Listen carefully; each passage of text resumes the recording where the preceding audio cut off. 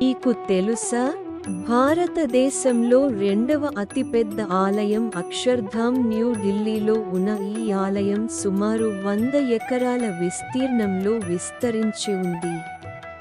ప్రతి మూలలో భారతీయ సంస్కృతి, సంప్రదాయాలు కనిపిస్తాయి.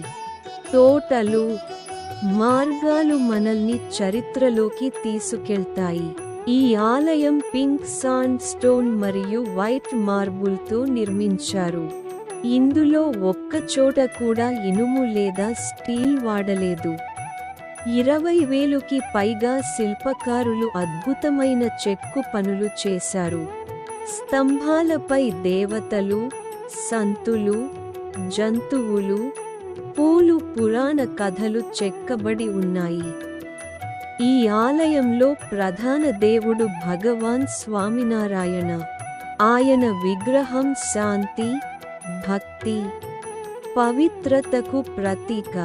గర్భగుడిలోకి వెళ్తే మనసుకి అపారమైన ప్రశాంతత కలుగుతుంది. అక్షర్ధామ్ ఆలయం ఒక ఆలయం మాత్రమే కాదు, భారత ఆధ్యాత్మిక వైభవానికి ప్రతీక. ఇలాంటి వీడియోల కోసం లైక్ చేయండి, షేర్ చేయండి, సబ్స్క్రైబ్ అవ్వండి.